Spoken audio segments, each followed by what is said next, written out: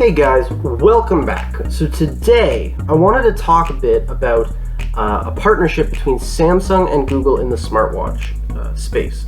So there was recently a big announcement at Google's developer conference, and I think it's going a little under the radar. You know, I saw the announcement and thought this is a big deal, or it could potentially be a big deal, and so I thought, you know, let's talk about it, let's get into it. So here we go. So the big announcement on smartwatches at Google I/O was that Google announced a partnership with Samsung in the wearable space. The partnership aims to fix the issue of having a few different options for Android that all have different pros and cons and work differently, being confusing for the consumer. So this included things like Fitbit for fitness-focused users, Samsung for Samsung smartphone users, and Wear OS. And Wear OS also always struggled with being a fluid and stable platform when compared to Samsung's Tizen OS. So Samsung is promising to bring its expertise in that space to help create better integration with Google, as well as a more stable and fluid operating system.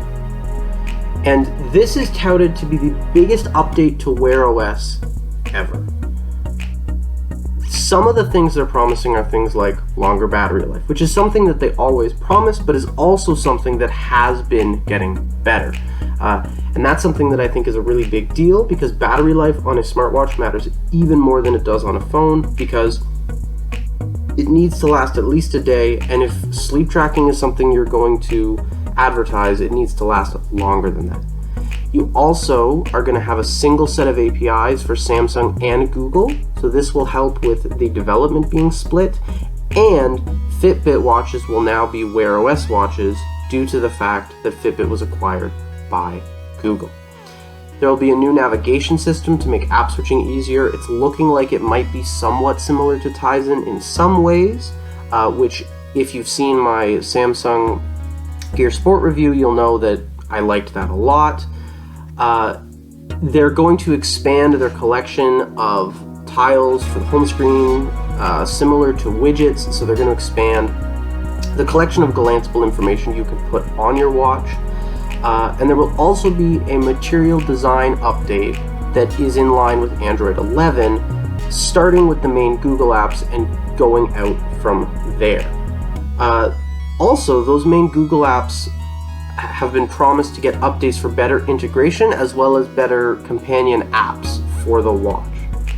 And the last big thing they announced is that Fitbit is going to integrate its fitness knowledge into Wear OS to make it a more fitness-focused operating system, whereas before with Wear OS, it was kind of, you had Google Health, but it wasn't a focus.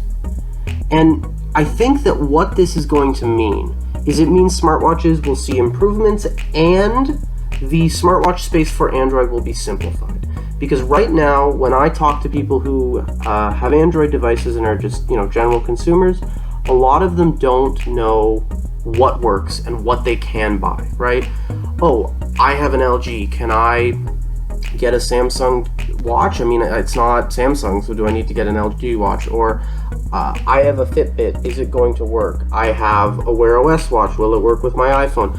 And so having everything under one umbrella hopefully will make that a lot easier to understand. The other thing is that many reviewers for years now have been saying Samsung has great software fluidity but doesn't have apps, doesn't have developer support. And the reviewers have been saying Wear OS watches do not have stable software, it needs to be updated, it's buggy, it needs to be better. And so the marrying of the two operating systems hopefully will fix that issue. Also, with the single set of APIs, more apps will get optimized and made for Wear OS, right? So for wearable on Android, there's a single set of APIs, that's application programming interfaces, for developers. And if there's a single set of APIs, developers are more likely to develop for it because they can target more users at once. So what do you guys think? Think this is a big announcement? Think it's not really that big a deal? It's not going to change anything? Let me know down in the comments. And if you like what I do, consider subscribing and give this video a like. See you guys in the next one.